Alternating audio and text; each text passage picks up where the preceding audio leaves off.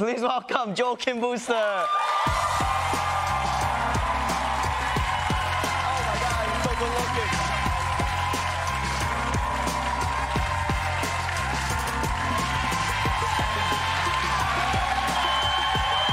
Oh, they love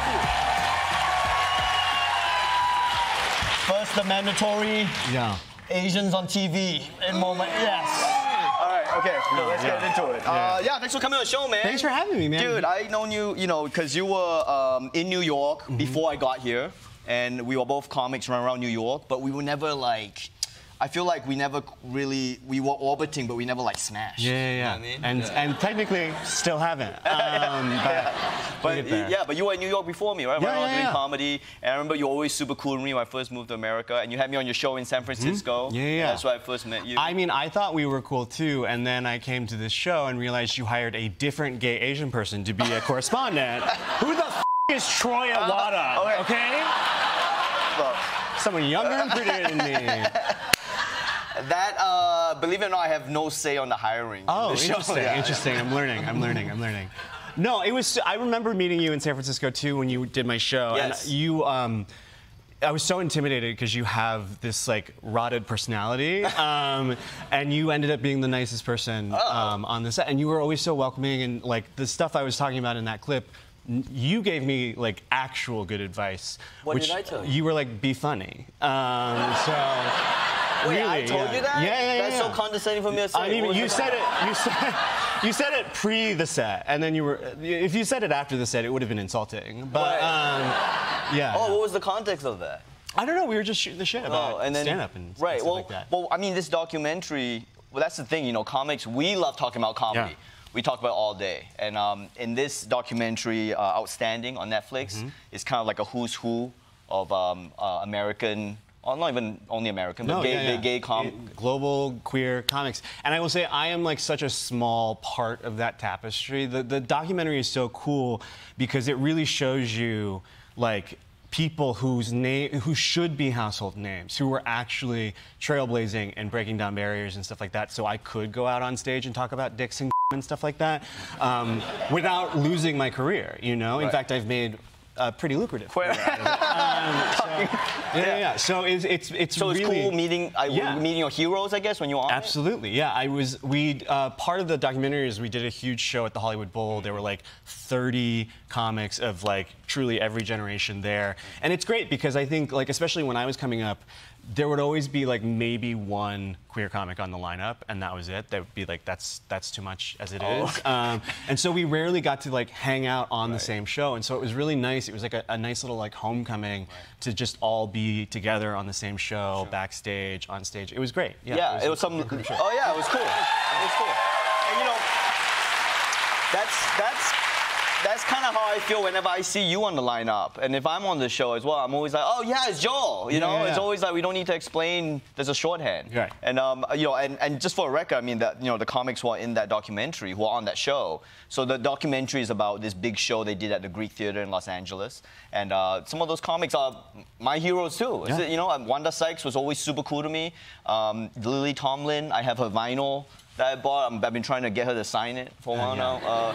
Good luck. I think you'll get there soon. Yeah, one day maybe I'll be as lucky to meet her in person. And there was also I think Hannah Gatsby was in that, Australia's own. And I think that was who else was in that documentary? I mean, we could go on all night. Right. Oh, Margaret Cho. Margaret Cho. The OG. Margaret Cho was in it. Margaret Cho, talk about trailblazer. Like she is the reason I do what I do now today. Like bar none. Like she was the. I said it in the clip. Like. I wanted to talk about the stuff that people wanted to keep behind the curtain, and she was doing that at a time when it was actually risky to do that. Yeah, And she really is the person who opened the door for me. Yeah, I feel like comics, we always like to tip of the cap to the. I don't know. We just always like heritage. Yeah. Like our comedy heroes. Like we almost. I don't know about you, but I almost feel more. Beholden to them than the audience in some ways. Like I just want to, Right. No, it's so funny. Like I could be crushing in a room, but like I'm paying attention to the people standing at the back of the room who I'm like, oh my God, Ronnie's seen this joke 5,000 times. Like, always he hates it, But no, and I honestly, Ronnie, and this is not just me sucking your on national TV, but you are that person for me. No, like you are. No, you really are for a lot of us. You are. Like, no. I mean, this sincerely. You made me sound like a piece of shit when you said I gave you advice. That doesn't sound like guys. No. I'm not going onto people's show and going like, hey, here's some advice from this comedy genius. Hey, it wasn't so much. It wasn't so much advice. I think I was probably complaining and being like, oh, I'm always getting told like what to say and what not to say. And I think for you, your reaction to that as a comic was just like, it doesn't matter like the subject matter. It doesn't matter, you know, if you're gay, straight, bi, whatever it is. Yeah. At the end of the day, if you're funny, you're funny. That's why like I still do stand up because it's the closest thing to a meritocracy in our industry. Yeah, because I think like so. with all the politics and everything of people saying like, oh, I only got here because I'm a diversity hire or whatever. When I'm out on stage, that's my whole career. Yeah, that's my whole career. But when we're out on stage and people are either laughing or they're not laughing, you don't can't fake the laugh. funk. Yeah, you don't laugh because of woke, guys. Okay, that's not how it works. Like it's just like no matter how progressive you want to seem, if the joke isn't funny, then you're not laughing. Yeah. And that's why like stand-up feels so good because I'm like nobody can tell me shit because these people are laughing. Yeah. You know. Yes. And so agree. Totally agree. And for all its flaws, stand-up is the meritocracy. And, you know, I think sometimes it's hard to explain comedy to people. I mean, I quote you in a recent Esquire article. Oh, no, sorry, Hollywood Reporter article. I read all your press. I do so much press. You said, like, the mission can't come first. It has to be comedy first, right? Absolutely. And sometimes it's hard to explain that to people. And so that's why, did you find it difficult in this documentary to talk about comedy versus, you know, just doing it? Well, no, because like when you're in a doc and you're sitting behind the camera and you're being interviewed like that, it's not comedy. But like I think the biggest pet peeve, and the thing is like people of all political stripes across the political spectrum do this. When a stand-up show turns into a TED Talk, I'm out. Yeah. You know, like I do, like where are the jokes? Yes. You know, like you can't just come out and say an opinion and expect applause. And sometimes you get it, but it's applause is not laughter. Yes. You know, so you can't be mission first. You always have to be thinking at the end of the day, is it funny? Yes. Well, I think that deserves an applause.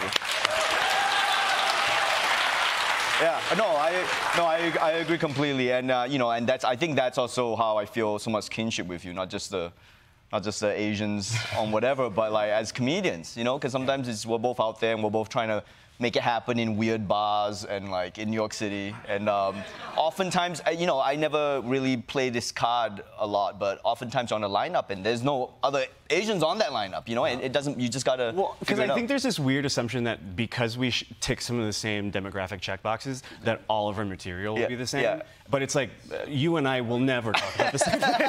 Like, we cannot be two more very different. As Asian, as men, as like any of it. Like we're not living top, the same bottom, lives. just different, just totally different. But anyway, Joel, hey, you're my brother in many ways, and one. Thank you for being so cool to me when I first came to America. You're killing it right now. I love everything you do. Everything you do, I always watch it, and you're the best. Joel Kim Boo's outstanding. A Comedy Revolution will release on Netflix June 18th. Joel Kim Boo's, everybody.